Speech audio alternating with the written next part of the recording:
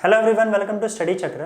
तो last video में हम लोगों ने देखा था कि अगर एक बैंक्ड रोड पर हमारी गाड़ी है तो उस बैंक्ड रोड पे हम लोग उसको सर्कुलर मोशन में घुमा सकते हैं इवन विदाउट फ्रिक्शन। अगर फ्रिक्शन नहीं है तो भी बस एक कंडीशन है कि हमको गाड़ी को इस स्पीड से एग्जैक्टली इसी स्पीड से ले जाना होगा, that is root of RG tan theta. ठीक है, तो बिना फ्रिक्शन के भी आप इस स्पीड से चलोगे तो एक बैंक्ड रोड पे वो सर्कुलर मोशन परफॉर्म कर सकती है।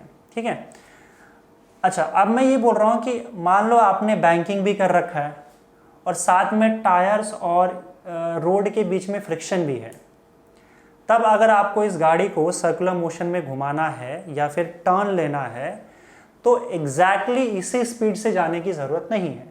अब हम लोग इससे स्पीड कम भी कर सकते हैं और ज़्यादा भी कर सकते हैं, तब भी सेफली सर्कल में घूमा जा सकता है। लेकिन अगर आप स्पीड ज़्यादा कर रहे हो तो ऐसा नहीं है कि आप बहुत ज़्यादा स्पीड कर दोगे तब भी सेफली ड्राइव किया जा सकता है।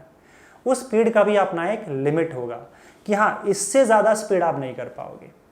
तो वो जो मैक्सिमम स्पीड है जहाँ तक हम लोग गाड़ी को ले जा सकते हैं सेफली घुमाने के लिए, वो हम लोग इस वीडियो में देखने वाले कितना होगा। और दूसरी बात ये कि अगर मुझे इस स्पीड से कम जाना है तो कम भी मैं एकदम कम नहीं कर सकता, उसका भी एक लिमिट होगा कि इसको कितना कम किया जा सकता है, उसका लोअर स्पीड लिमिट क्या है, ये हम लोग नेक्स्ट वीडियो में देखेंगे। तो इस वीडियो में कितना ज़्यादा किया जा सकता है ये हम लोग चेक करने वाले हैं, right. So will see upper speed limit. इसके लिए हम क्या करेंगे, इस गाड़ी को root of RG tan theta से ज़्यादा स्पीड से चलाएंगे। ठीक है, चलो चेक करते हैं। तो मान लो आप root of RG tan theta से ज़्यादा स्पीड से इस गाड़ी को लेके जा रहे हो, तो इससे होता क्या है कि ये जो गाड़ी है जब सर्कल में घूमती है तो ऐसे बाहर की ओर स्किड करने की कोशिश करती है, बाहर की ओर ऐसे जाने की कोशिश करती है, लेकिन जा नहीं पाती है। क्यों? क्योंकि यहाँ पे फ्रिक्शन लगता है। ये नीचे की ओर फ्रिक्शन लग के इस बाहर की ओर जाने का जो ये स्किडिंग करने का कोशिश करता है उसको रोक देता है, ऊपर जाने नहीं देगा, फ्रिक्शन नहीं जाने देगा। तो ये फ्रिक्शन जो है इसको यहाँ पे रोक के रखता है। और यहाँ पे दो और फोर्सेस लगेंगे जो हमको पता है। एक फोर्स तो नीचे की ओर लगेगा, दैट इज वेट mg। एक फोर्स यहाँ लगेगा, नॉर्मल रिएक्शन। ये नॉर्मल रिएक्शन क्यों लग रहा है बताओ? क्योंकि ये कार इस रोड को ऐसे अपने वेट के वजह से दबा रही है। तो जब रोड को दबाया जाएगा तो रोड भी चुप नहीं बैठेगा, रोड भी उतना ही रिएक्शन फोर्स ऊपर की ओर लगाएगा। और ये रिएक्शन फोर्स जो होता है वो सरफेस के परपेंडिकुलर होता है, आप जानते हो। ठीक है, तो ये फिलहाल तीन फोर्सेस इस कार पे फिलहाल एक्ट कर रहे हैं। वेट सेंटर ऑफ ग्रेविटी के थ्रू नीचे एक्ट कर रहा है, नॉर्मल रिएक्शन और फ्रिक्शन नीचे की ओर जो उसको ऊपर भागने नहीं दे रहा है। ठीक है, अब एक काम करते हैं, इन तीन फोर्सेस को हम लोग कंपोनेंट्स में डिवाइड करते हैं। ऐसा इसलिए कर रहे हैं क्योंकि हमको पता है कि ये कार सर्कल में घूम रही है और ये सर्कल जो है ये ऐसा सर्कल है, मतलब इस सर्कल का जो सेंटर है वो यहाँ कहीं है। तो क्योंकि ये सर्कुलर मोशन परफॉर्म कर रही है तो इस पर एक सेंट्रीपिटल फोर्स एक्ट करेगा और वो सेंट्रीपिटल फोर्स जो होगा वो सेंटर की ओर होगा। तो वो सेंटर की ओर कितना सेंट्रीपिटल फोर्स और वो सेंट्रीपिटल फोर्स कौन सा है ये हम लोग को यहाँ पे चेक करना है। ठीक है, तो क्योंकि हमको इस डायरेक्शन में एक फोर्स चाहिए तो हम क्या करते हैं, यहाँ पे इस डायरेक्शन में एक एक्सिस मान लेते हैं। ठीक है, और इसके परपेंडिकुलर इसी पॉइंट से हमको दूसरा एक्सिस मानना होगा। तो वेट mg अपना पहले से ही इस एक्सिस के अलॉन्ग है, तो इस वेट mg को कुछ करने की ज़रूरत नहीं है। बचा क्या, नॉर्मल रिएक्शन और फ्रिक्शन। इन दोनों को हमको कंपोनेंट्स में डिवाइड करना पड़ेगा। अच्छा देखो, यहाँ पे जो पॉइंट है, मैं फ्री बॉडी डायग्राम बना रहा हूँ, इस पॉइंट को उठा के मैं यहाँ डाल दे रहा हूँ। ठीक है, फोर्सेस देखो कौन से लग रहे हैं। एक तो वेट नीचे लग रहा है mg, दूसरा नॉर्मल रिएक्शन ऐसे ऊपर लग रहा है, और तीसरा इस सरफेस के अलॉन्ग फ्रिक्शन नीचे लग रहा है ऐसे। ओके, फ्रिक्शन को थोड़ा बड़ा बना देता हूं मैं, ये फ्रिक्शन ऐसे लग रहा है यहाँ पे। ओके, अच्छा हमने जो दो एक्सिस चूज किए वो ये वाला और ये वाला। क्यों? क्योंकि इस एक्सिस के अलॉन्ग एक सेंट्रीपिटल फोर्स लगेगा इस डायरेक्शन में, तो हमने एक एक्सिस यहाँ भी बना रखा है ये। तो हमारे एक्सिस कुछ इस तरह से है, दिस इज योर एक्सिस, और ये एक्सिस एक यहाँ पे है। वेट mg ऑलरेडी इस एक्सिस के अलॉन्ग है तो इसको भूल जाओ। नॉर्मल रिएक्शन और फ्रिक्शन ये दो फोर्सेस अलग अलग एंगल पे हैं, इनको हमको दो कंपोनेंट्स में डिवाइड करना है, राइट। तो पहले आप एंगल चेक कर लो एक्सिस के साथ। अब ये थीटा है तो ये एंगल भी थीटा होगा, ये हम लोगों ने पिछले वीडियो में देख लिया था, ठीक है, ये तो क्लियर है। अब फ्रिक्शन जो है वो कितना एंगल बना रहा है एक्सिस के साथ, ये चेक करना है। तो देखो पहले भी यहाँ पे देखो, फ्रिक्शन इस डायरेक्शन में ऐसे है और ये हॉरिजॉन्टल है, तो हॉरिजॉन्टल और इसके बीच में कितना एंगल बन रहा है, थीटा बन रहा है। तो ये एंगल थीटा हम लोग को पता है, ओके। अब इसको एक्सटेंड कर दो ऐसे। तो मुझे एक बात बताओ कि ये वाला जो डायरेक्शन है, मैं ऐसे बोल सकता हूँ कि ये ट्रांसवर्सल है और ये दो पैरेलल लाइंस हैं। तो पैरेलल लाइंस और ट्रांसवर्सल, इसका मतलब ये एंगल जो होगा दिस विल बी थीटा। क्यों? Alternate angles. तो ये फ्रिक्शन जो है वो इस एक्सिस के साथ एंगल थीटा बना रहा है, और ये ऑलरेडी हमको थीटा पता है एंगल, जो पिछले वीडियो में देख लिया था कि कैसे आता है। तो ये एंगल थीटा है, तो ये दोनों हम लोग को पता चल गया। चलो अब इसको हटा देते हैं। तो फ्रिक्शन फोर्स इस एक्सिस के साथ थीटा एंगल बना रहा है, नॉर्मल रिएक्शन इस एक्सिस के साथ थीटा एंगल बना रहा है। अब आपको इसको दो कंपोनेंट में डिवाइड करना है, दोनों एक्सिस के अलावा। तो पहले काम करते हैं, नॉर्मल रिएक्शन जो है उसको डिवाइड कर लेते हैं। तो दो कंपोनेंट में डिवाइड करना है, एक इस एक्सिस के अलावा, तो यहाँ से एक परपेंडिकुलर ड्रॉ करो, यहाँ पे इस पॉइंट पे ये टच करेगा, तो यहाँ से एक वेक्टर ड्रॉ कर लो, ये इसका एक कंपोनेंट हो जाएगा, ओके। इसका वैल्यू क्या आएगा बताओ। देखो ये जो कंपोनेंट है वो इस वेक्टर के साथ थीटा एंगल बना रहा है, तो जो कंपोनेंट वेक्टर के साथ थीटा एंगल बनाता है तो उसका उसमें कॉस थीटा आता है। So this will be N cos theta, ठीक है। तो इस वेक्टर का मैग्नीट्यूड एन कॉस थीटा। तो यहाँ से एक परपेंडिकुलर नीचे ड्रॉ करो आप, तो यहाँ भी एक वेक्टर आ जाएगा, ये दूसरा कंपोनेंट होगा। तो ये बताओ क्या होगा। तो ये एक, ये एन कॉस थीटा है, तो ये क्या हो जाएगा, एन साइन थीटा, ठीक है। तो ये दोनों कंपोनेंट्स आ गए। तो ये इसका नॉर्मल रिएक्शन का vertical component N cos theta, और हॉरिजॉन्टल डायरेक्शन में जो कंपोनेंट है वो एन साइन थीटा। इसका काम खत्म, इसको भूल जाओ आप। अब इस वेक्टर को याद नहीं रखना है, क्योंकि ऑलरेडी आपने इसको दो कंपोनेंट में डिवाइड कर दिया है, एन साइन थीटा आ गया, एन कॉस थीटा आ गया। तो दोनों एक्सिस के अलॉन्ग आ गए। अब आते हैं फ्रिक्शन पे। फ्रिक्शन के भी दो कंपोनेंट, तो मान लो इस एक्सिस के अलॉन्ग ढूंढना है हमको, तो यहाँ से एक परपेंडिकुलर ड्रॉ करो इस एक्सिस पे, यहाँ से इसको जोड़ दो, राइट। और एक काम करो, इस पर भी एक परपेंडिकुलर ड्रॉ कर लो, तो यहाँ पे ये आ जाएगा, ठीक है। तो ये कंपोनेंट जो है वो थीटा एंगल बना रहा है वेक्टर के साथ। तो थीटा एंगल जो कंपोनेंट बनाता है उसका वैल्यू क्या आता है, it will B F R cos theta, उसमें कॉस थीटा लगता है, ठीक है। और यहाँ पे ये जो कंपोनेंट हमारे पास आया है इस एक्सिस के लॉन्ग, ये थीटा एंगल नहीं बना रहा है इसके साथ, तो ये क्या आएगा, एफ आर साइन थीटा। ये बात बताई थी मैंने, राइट। तो इसमें साइन थीटा आ जाएगा। अब क्योंकि आपने फ्रिक्शन को भी दो कंपोनेंट में डिवाइड कर दिया है, तो इसको भी भूल जाओ। तो मेरे कहने का मतलब ये है कि जब आप कंपोनेंट में डिवाइड कर लेते हो सारे वेक्टर्स को, सारे फोर्सेस को, तो आपके जितने भी फोर्सेस हैं अब बस वो दो परपेंडिकुलर एक्सिस के अलॉन्ग ही रह जाते हैं, बाकी कहीं नहीं नजर आएगा। तो जब इस पॉइंट को पकड़ के मैं फिर से यहाँ पे ड्रॉ करता हूँ चीज़ों को, तो देखो अगर इसको ध्यान से देखोगे तो कौन से फोर्सेस लग रहे हैं इस कार पे बताओ। ये एक्चुअली में कार को रिप्रेजेंट कर रहा है पॉइंट। इस पे ध्यान से देखोगे तो ऊपर की ओर एक ही फोर्स लग रहा है, that is an cos theta. नीचे की ओर टोटल फोर्स कितना लग रहा है, टोटल फोर्स की बात करेंगे हम लोग। नीचे की ओर टोटल फोर्स कितना लग रहा है, एफ आर साइन थीटा तो लग ही रहा है, प्लस वेट एम जी भी लग रहा है, दोनों मिला के नीचे की ओर लगेंगे। अच्छा, अब हॉरिजॉन्टल डायरेक्शन में जो टोटल फोर्स होगा वो इस डायरेक्शन में लग रहा है, राइट, इस डायरेक्शन में। और इस डायरेक्शन में टोटल फोर्स क्या लग रहा है बताओ, it is F R cos theta plus N sine theta, ठीक है। तो ये टोटल फोर्स लग रहा है इसको इस डायरेक्शन में। तो सारे फोर्सेस तो चलो हम लोग ने देख लिए। अब सुनो ध्यान से, अब इसके बाद इसको थोड़ा ऑब्जर्व करते हैं, राइट।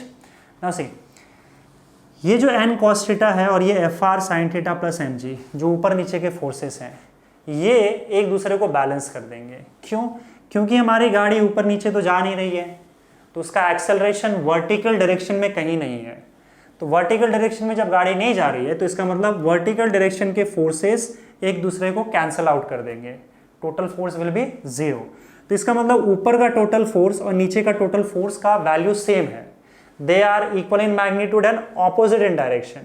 तो क्योंकि डायरेक्शन में ऑपोजिट है और सेम मैग्नीट्यूड के हैं तो एक दूसरे को कैंसिल कर देते हैं। तो यहाँ पे तो हम लोग सिर्फ मैग्नीट्यूड लिख रहे हैं, तो इसका मतलब इन दोनों का मैग्नीट्यूड सेम होगा, n cos theta will be equal to fr sin theta plus mg। Okay, अच्छा यहाँ पे अब देखो, ये तो चलो इन दोनों का काम हो गया, दोनों ने एक दूसरे को कैंसिल कर दिया क्योंकि दोनों का मैग्नीट्यूड सेम है, डायरेक्शन ऑपोजिट है, कैंसिल हो गया और गाड़ी ऊपर नीचे नहीं जा रही है, हमको पता है। तो इसका मतलब ये दोनों तो गया, अब बचा क्या, सिर्फ यही फोर्स बचा है और इस फोर्स का वैल्यू क्या है, fr cos theta plus n sin theta. ये कहाँ लग रहा है, इस डायरेक्शन में लग रहा है, यानी कि जिस सर्कल में वो घूम रहा है उस सर्कल के सेंटर की ओर लग रहा है। ये जो डायरेक्शन है वो सेंटर की ओर का डायरेक्शन है, तो सेंटर की ओर ये फोर्स लग रहा है, इसका मतलब ये फोर्स सेंट्रीपिटल फोर्स का काम कर रहा है। इसका मतलब ये कि this is nothing but centripetal force. तो हम लोग क्या लिख सकते हैं, fr cos theta plus n sin theta, ये क्या है, एक सेंट्रीपिटल फोर्स है और सेंट्रीपिटल फोर्स का फॉर्मूला क्या होता है, mv²/r। समझ में आई बात? तो ये इक्वेशन अपने पास आ गया। अच्छा, अब एक काम करो, यहाँ पे ये तो इक्वेशन 2 डाल देते हैं, इसको इक्वेशन 1 डाल देते हैं। नाउ फ्रॉम इक्वेशन 1 में क्या करना है, fr sin थीटा को इस साइड ले आओ आप, ठीक है।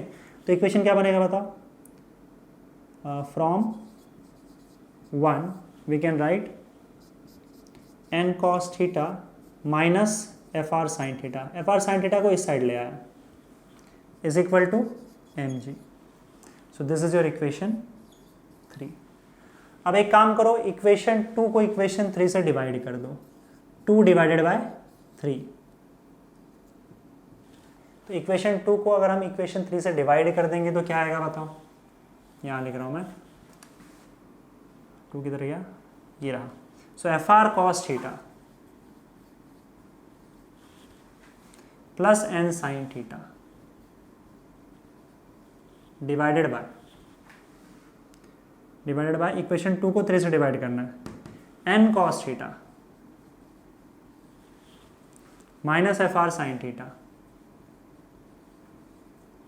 इज इक्वल टू, 2 को 3 से डिवाइड करें तो राइट हैंड साइड क्या होगा, mv²/r/mg। So mv²/r divided by mg, तो m कैंसिल हो जाएगा, तो क्या बचेगा बताओ, fr cos theta plus n sin theta upon n cos theta minus fr sin theta is equal to v²/rg। अब यहाँ से सुनो थोड़ा ध्यान से, देखो यहाँ पे फ्रिक्शन फोर्स काम कर रहा है और फ्रिक्शन फोर्स क्या करता है, देखो फ्रिक्शन फोर्स क्या कर रहा है, उसको बाहर की ओर स्किड नहीं होने दे रहा है, रोक के रख रहा है। अगर मान लो इसी बीच आपने स्पीड और बढ़ा दिया, तो जब आप स्पीड और बढ़ा देते हो तो ये और जोर से ऐसे बाहर जाने की कोशिश करता है। तो इस दौरान क्या करता है, फ्रिक्शन अपना वैल्यू बढ़ा देता है, फ्रिक्शन वैल्यू बढ़ा के फिर उसको रोक देता है, क्योंकि फ्रिक्शन, स्टैटिक फ्रिक्शन एक एडजस्टेबल फोर्स है। तो अगर वो और जोर से बाहर जाने की कोशिश करेगा तो फ्रिक्शन अपना वैल्यू बढ़ा के उसको रोक देगा, नहीं जाने देगा। अगर आपने स्पीड और बढ़ाया तो फ्रिक्शन और बढ़ जाएगा और रोक देगा उसको, पर जाने नहीं देगा ऊपर। आपने स्पीड और बढ़ाया तो ये और तेजी से ऊपर जाने की कोशिश करेगा, लेकिन फ्रिक्शन उसको फिर से रोक देगा। लेकिन फ्रिक्शन बढ़ाते बढ़ाते उसका भी एक लिमिट होगा। ऐसा तो है नहीं कि आप वेलोसिटी बढ़ाते चले जाओगे, फ्रिक्शन का वैल्यू इनडेफिनेटली या फिर इनफाइनाइटली बढ़ते चला जाएगा। फ्रिक्शन का तो अपना एक लिमिट होगा ना। तो अगर फ्रिक्शन का लिमिट आ गया, मतलब मैक्सिमम फ्रिक्शन का वैल्यू आ गया, तो उसके बाद भी अगर आपने स्पीड बढ़ाना जारी रखा तब प्रॉब्लम हो जाएगी। तब आपको फ्रिक्शन इस तरह से बाहर जाने से रोक नहीं पाएगा, अगर उसका मैक्सिमम लिमिट क्रॉस हुआ तो जब फ्रिक्शन का मैक्सिमम लिमिट आ जाए तो जिस वेलोसिटी से या जिस स्पीड से आप जा रहे हो वो आपका मैक्सिमम स्पीड होगा। उससे ज़्यादा स्पीड आपको नहीं बढ़ाना है, क्योंकि फ्रिक्शन अब इससे ज़्यादा नहीं बढ़ पाएगा। तो मैक्सिमम स्पीड जब पहुंचता है इसका मतलब आपका जो फ्रिक्शन है वो मैक्सिमम हो चुका है, इससे ज़्यादा स्पीड आपको नहीं करना है। तो ये चीज़ यहाँ पे लिख रहा हूँ, if v is equal to V max, यानी कि अगर आप मैक्सिमम स्पीड तक पहुँच गए इसका मतलब आप मैक्सिमम फ्रिक्शन तक पहुँच चुके हो, फ्रिक्शन ने अपना वैल्यू मैक्सिमम कर लिया है।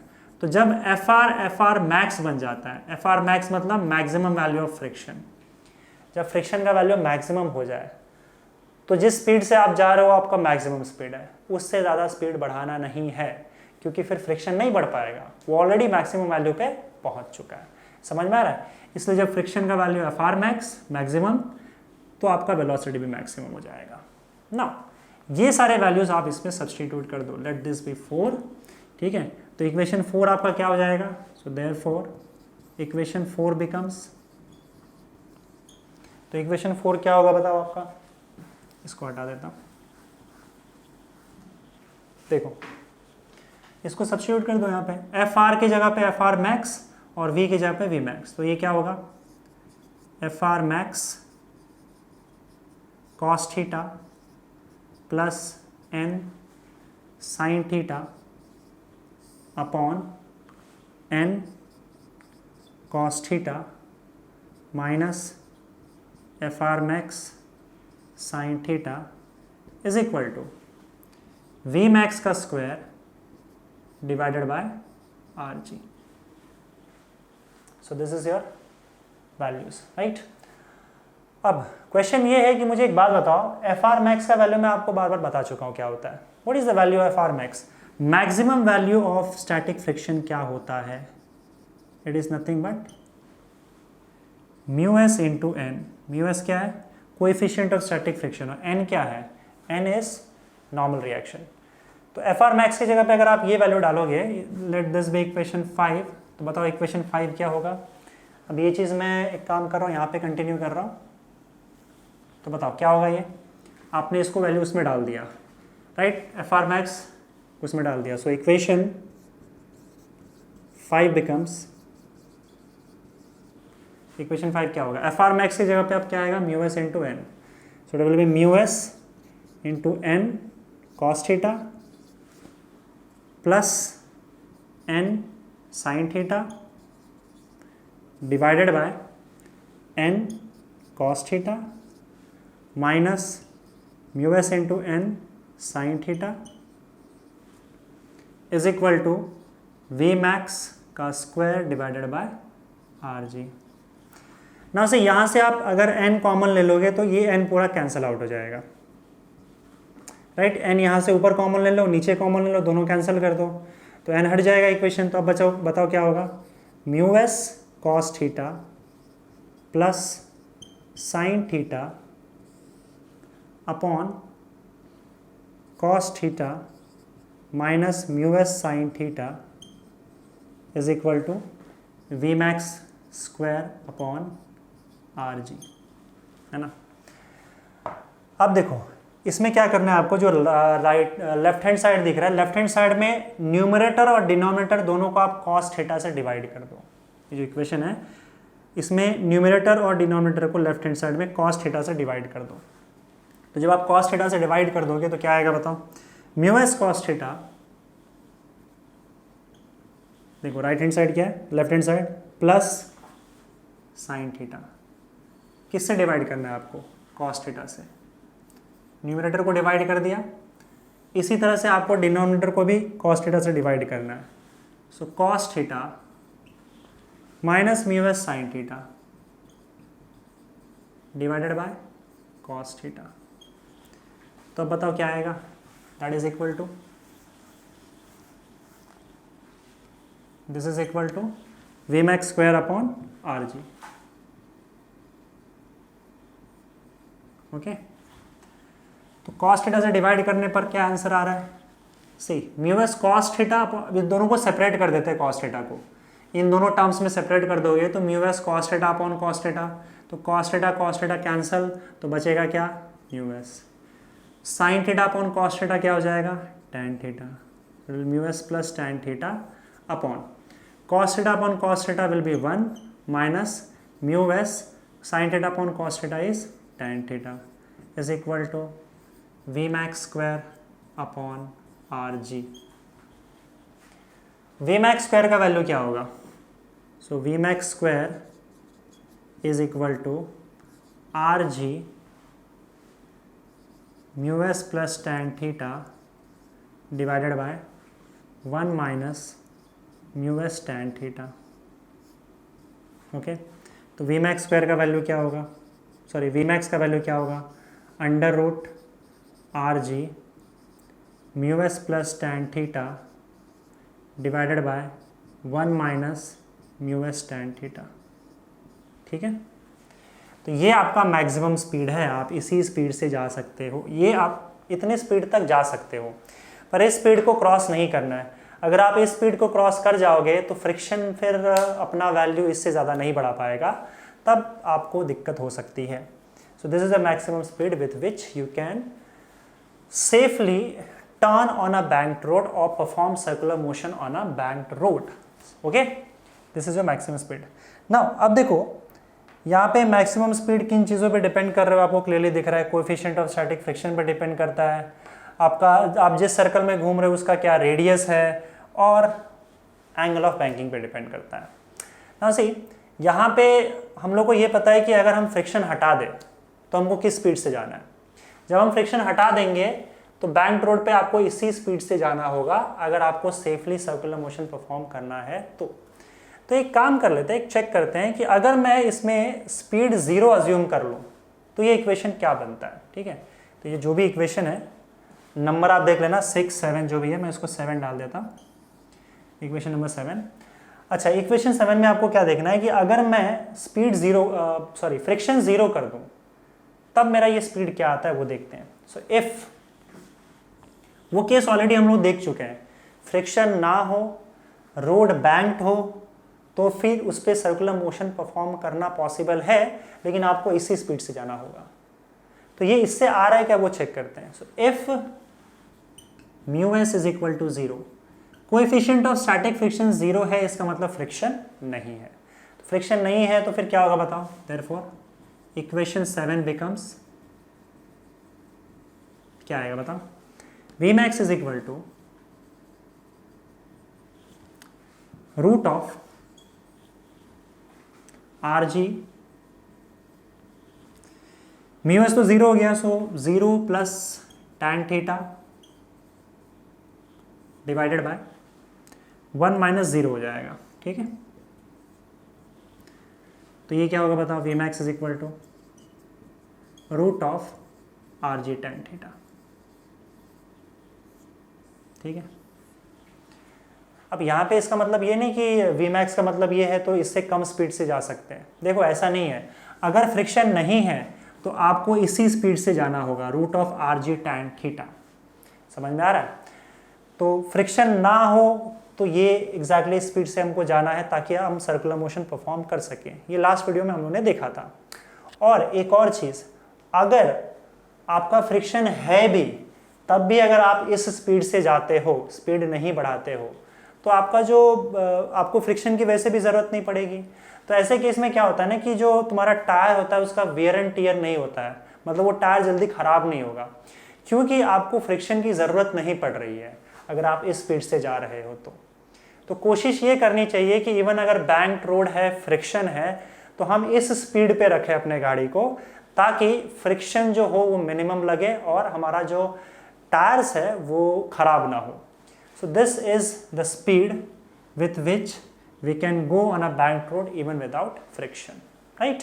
ठीक है, सो ये आपका हमने देखा मैक्सिमम स्पीड है फ्रिक्शन के साथ, अगर आप एक बैंक्ड रोड पे सर्कुलर मोशन परफॉर्म कर रहे हो और फ्रिक्शन भी है वहाँ पे, तो इस स्पीड को आप पार नहीं कर सकते अगर आपको सेफली सर्कुलर मोशन परफॉर्म करवाना है और या तो सर्कल में टर्न लेना है तो। ठीक है, थैंक यू।